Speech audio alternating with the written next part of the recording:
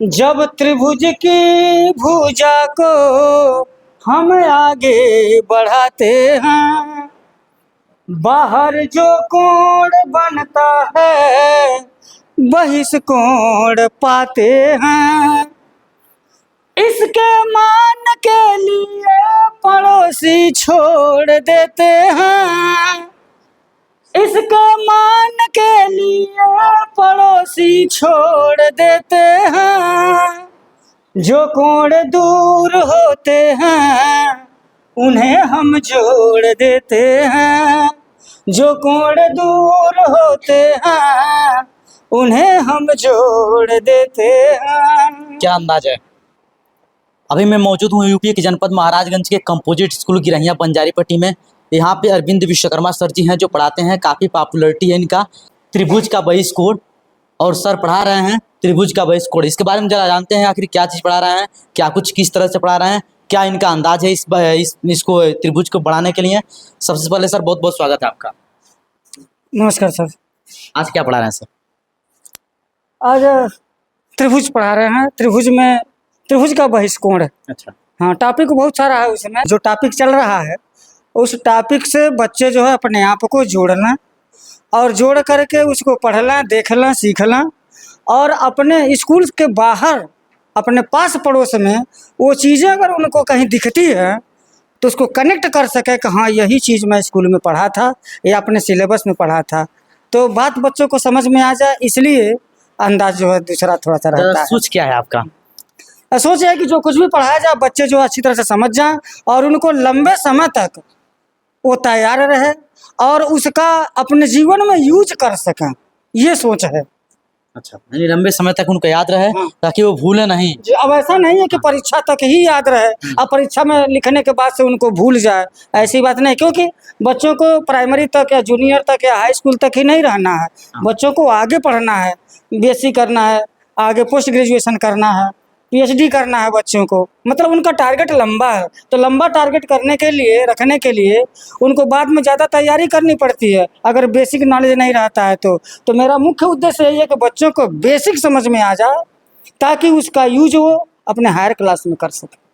Class 7th है जी, ठीक है सर। सर जिस भी अंदाज में पढ़ाते हैं, चलिए फटाफट स्टार्ट कीजिए। जैसे भी बच्चों को पढ़ाते हैं एक बार पढ़ाइए, हम लोग भी देखना चाहेंगे सर। बिल्कुल। बच्चों कैसे हैं आप लोग। अच्छे हैं। चलिए आप अच्छे हैं तो मैं भी अच्छा हूँ। और टॉपिक कौन सा चल रहा है। और त्रिभुज का बहिष्कोण जानना है आपको। तो आज आप त्रिभुज के बहिष्कोण की परिभाषा भी जानेंगे और उसका गुण क्या होता है यह भी जानेंगे, ठीक है। हाँ, तो चलिए शुरू करते हैं। तो आइए यहाँ पर देखेंगे एक त्रिभुज है। क्या है। त्रिभुज का नाम क्या है। ABC। यहाँ शब्द लिखा है बहिष्कोण। बहिष्कोण का मतलब होता है बाहर का। बहिष्कोण का मतलब क्या होता है। बाहर का कोण कैसे बनेगा। त्रिभुज की एक भुजा है, इस भुजा को जब आप बाहर आगे की ओर बढ़ा देंगे तो यहाँ पर एक कोण बनेगा। देख रहा है नहीं देख रहा। इसी कोण का नाम बहिष्कोण है, ठीक है। तो आपके लिए ये TLM भी मैं यूज कर देता हूँ। ये क्या है। त्रिभुज है ना। हैं, त्रिभुज है और त्रिभुज की ये भुजा है। तो आप देख लीजिए बहिष्कोण कहाँ कहाँ बन सकता है। मैं तो बोर्ड पर एक ही चित्र बनाया, लेकिन आप देखिए भुजा बढ़ा दिया नहीं बढ़ा दिया, देख पा रहे हैं। यहाँ बहिष्कोण बन गया कि नहीं बन गया, देख रहे हैं। अगर मान लीजिए इसी को, इस भुजा को इधर बढ़ा दिया तो यहाँ बहिष्कोण बन जाएगा कि नहीं बन जाएगा। इस भुजा को अगर मैं नीचे की ओर बढ़ा दिया तो यहाँ भी बहिष्कोण बन जाएगा नहीं बन जाएगा, बन जाएगा। यहाँ इस भुजा को बढ़ाया तो नीचे बहिष्कोण बना कि नहीं बना। इस भुजा को मैं आगे ऊपर की ओर बढ़ा दिया, जैसे मान लो तो मैं इधर ऊपर की ओर बढ़ा दिया तो यहाँ कोण बनेगा कि नहीं बनेगा। आप देख पा रहे हैं यहाँ भी कोण बना है कि नहीं बना है, ठीक है। आप इस तरह की कोई चीज, आप बहुत सारा घर बनते हुए जंगला देखे होंगे, जंगला जंगला देखे होंगे, दुआरी देखे होंगे या दरवाजा देखे होंगे जो इस डिजाइन का भी बना होता है, उसमें अंदर इस तरह का डिजाइन बना रहता है, बात समझे। या इस तरीके का जंगला भी देखे होंगे, बहुत सारा। उसको आप इस तरह की आकृति जहाँ भी देखा उसका नाम त्रिभुज जान जाइएगा। क्लियर है। अगर भुजा बढ़ाया हुआ इस तरीके से तो आप बहिष्कोण अपने मन में चिंतन जरूर करेंगे। क्लियर है। तो मैं समझता हूँ कि बहिष्कोण का जो भौतिक चित्र है उसके अतिरिक्त आप जो है इस टीएलएम के माध्यम से जान चुके होंगे कि बहिष्कोण कितने तरह से बन सकता है, कहाँ कहाँ बन सकता है। चतुर्भुज का भी बहिष्कोण होता है, उसको बाद में बताएंगे, लेकिन पहले त्रिभुज का त्रिभुज का बहिष्कोण है। क्लियर है। अच्छा, आप लोग समझ गए बहिष्कोण किसे कहते हैं? अच्छा, ठीक है। तो अब बहिष्कोण की परिभाषा मैं आपको बता दूं, जानना चाहेंगे? जब किसी त्रिभुज की एक भुजा को उसी के दिशा में आगे बढ़ा दिया जाता है तो बाहर जो कोण बनता है वही क्या कहलाता है? बहिष्कोण कहलाता है। ठीक है। अंदाज में थोड़ा सा बाद में बताऊंगा, लेकिन बेसिक सीख लीजिए।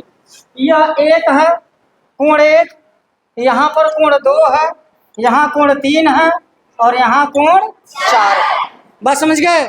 बहिष्कोण की वैल्यू कितनी होती है उसके लिए मैं चल रहा हूँ, ध्यान दीजिएगा। त्रिभुज के तीनों अंतःकोणों का जोड़ कितने अंश का होता है? 180 अंश। तो क्या है अब त्रिभुज ABC में आप देखेंगे कोण 4 धन कोण 3 धन कोण 2, ये कोण 4 कोण 3 और कोण 2 मिलके कितना हो जाएगा बेटा? और एक सरल रेखा पर कितने अंश का कोण बनता है? यहाँ कितना बनता है? 180। तो कोण 1 धन कोण 2 ये भी 180 हो जाएगा कि नहीं हो जाएगा? क्लियर है। आप दो चीज देख लीजिए, त्रिभुज के तीनों अंतःकोणों का योगफल कितना? 180। जब आप क्लास 9th में जाएंगे तो यह प्रमेय है, इसको सिद्ध करके दिखाया जाएगा। ये आप कहेंगे तो मौका लेकर के मैं इसको सिद्ध भी करके दिखा दूंगा अभी आपको। क्लियर है। और एक सरल रेखा पर कितने अंश का कोण बनता है? 180 अंश बनता है। तो हमने लिख दिया, नहीं लिख दिया? अब दो समीकरण बन गए, दो इक्वेशन बन गए। दायां बराबर है तो बायां बराबर हो जाएगा कि नहीं हो जाएगा? कोण 1 बराबर कोण 2, तो कोण 4 धन कोण 3 धन कोण 2 हो जाता है। कोण 2 से कोण 2 कैंसिल हो जाएगा, या पक्षांतर करके आप कैंसिल कर सकते हैं। तो कोण 1 बराबर कोण 4 धन कोण 3 हो जाएगा। अर्थात कोण 1 का जो मान है वो कोण 3 और कोण 4 के जोड़ के बराबर हो जाएगा। एक बार बता दे रहा हूँ, कोण 1 का मान कितना होगा बेटा? इसको छोड़ देंगे, इसको नहीं जोड़ेंगे, इसको जोड़ेंगे। कोण 3 और कोण 4 को जोड़ेंगे। क्लियर है।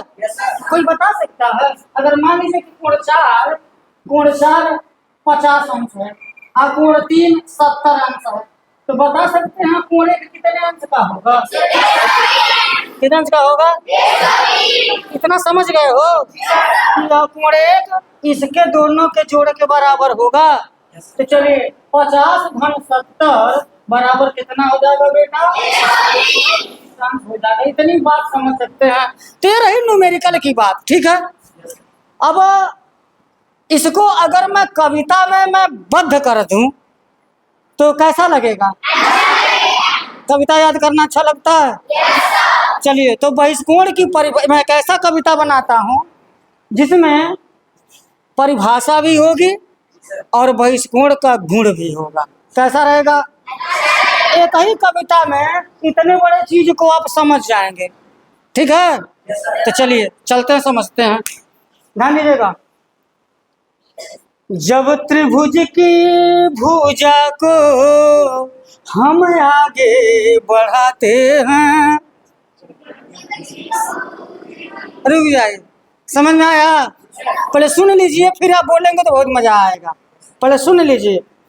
जब त्रिभुज की भुजा को हम आगे बढ़ाते हैं बाहर जो कोण बनता है बहिष्कोण पाते हैं।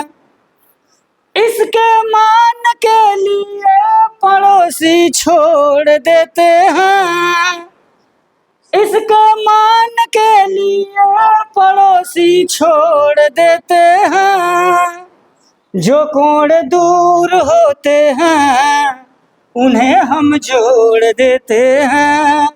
जो कोण दूर होते हैं उन्हें हम जोड़ देते हैं। क्या अंदाज है? कैसा लगा? चलिए अब मैं बना दिया कविता, तो आपको जब तक ना याद हो जाए, आप तक ना पहुंचे, आपकी सोच ना डेवलप हो, तब तक कविता को पढ़ने से क्या फायदा है। तो चलिए मेरे साथ एक बार दोहरा दीजिए, याद हो जाएगा आपको। चलिएगा मेरे साथ, बोलिएगा एक साथ। जब त्रिभुज की भुजा को हम आगे बढ़ाते हैं, बाहर जो कोण बनता है बहिष्कोण पाते हैं। इसके मान के लिए पड़ोसी छोड़ देते हैं। इसके मान के लिए पड़ोसी छोड़ देते हैं। जो कोण दूर होते हैं उन्हें हम जोड़ देते हैं।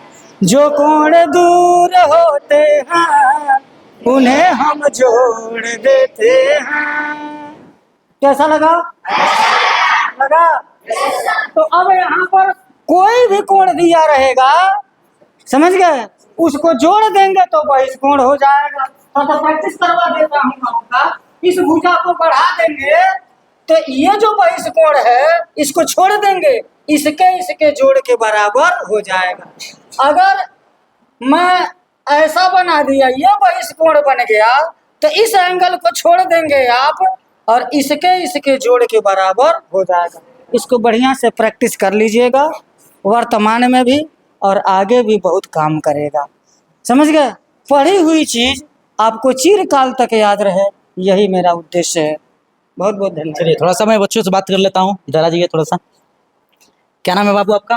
कृष्णा चौधरी। कृष्णा चौधरी। तो सर पढ़ाते हैं, कैसा लगता है? अच्छा लगता है। अच्छा लगता है जी। अच्छा सर, सिंपल तरीके से पढ़ाते हैं तो ज़्यादा याद पाता है कि सर कविता के माध्यम से पढ़ा देते हैं तुरंत याद हो जाता है? जो कविता के माध्यम से पढ़ाते हैं तो जल्दी याद हो जाता है। अच्छा, कितना समय तक याद रहता है? बहुत ज़्यादा समय याद होता है। हाँ। और कभी भूलता नहीं है। अच्छा, कभी नहीं भूलते हैं? नहीं सर। अच्छा ठीक, आ जाइए थोड़ा सा। क्या नाम है बच्ची आपका? रोशनी गुप्ता। रोशनी गुप्ता। सर का पढ़ाया हुआ जो पढ़ाते हैं सर कैसा लगता है? अच्छा लगता है। अच्छा लगता है। हाँ। अच्छा सर, कविता के माध्यम से पढ़ाते हैं वो अच्छा लगता है कि जो सिंपल तरीके से पढ़ाते हैं वो अच्छा लगता है? कविता के माध्यम से पढ़ाते हुए अच्छा लगता है। अच्छा, वो जल्दी याद हो जाता है? हाँ। अच्छा, कितना समय तक याद रहता है वो चीज? वो ज्यादा समय तक याद रहता है। अच्छा, लंबे समय तक याद रहता हाँ। है। अच्छा, क्या नाम है बहनी आपका? सीता। कितना क्लास में पढ़ती हैं आप? 7। 7th में। अच्छा, छोटी सी हैं, 7th में पढ़ती हैं। 7th का स्पेलिंग क्या होता है? यस। हाँ ई। हाँ भी। हाँ ई। Double E. हाँ यान। ठीक है, चलिए इसको नहीं पता है। आपका क्या नाम है बाबू? खुशबू। खुशबू। कितना क्लास में पढ़ती हैं आप? 7 में। 7 में। यस अच्छा, सर। 7 का स्पेलिंग बताइए हमको। S E V N. अच्छा, 7 का स्पेलिंग हो गया। अच्छा सर, पढ़ाते हैं कैसा लगता है? हमें अच्छा लगता है। अच्छा लगता है। कैसे अच्छा लगता है? जैसे कि कविता के माध्यम से पढ़ाते हैं तो अच्छा लगता है या फिर सिंपल तरीके से अच्छा लगता है? सर जब सैंपल तरीके से तब समझ में आता है, जब पर कविता के माध्यम से तो और समझ में आ जाता अच्छा, है। सिंपल तरीके से समझाते हैं तो समझ में आ जाता है, जी। लेकिन जब कविता के माध्यम से समझाते हैं तो और समझ अच्छे से समझ में आ जाता है। जी सर। अच्छा, लंबे समय तक याद भी रहता है वो? जी सर। अच्छा ठीक है। बाकी सर का पढ़ाने का अंदाज कैसा लगा आप सबको कमेंट बॉक्स में जरूर लिखिएगा। वीडियो यूट्यूब पर देख रहे हैं तो चैनल को सब्सक्राइब कर लीजिएगा। वीडियो फेसबुक पर देख रहे हैं तो पेज को लाइक कर लीजिएगा। मैं हूं राकेश चौधरी, आप देख रहे थे एक्सप्रेस पब्लिक न्यूज। जय हिंद।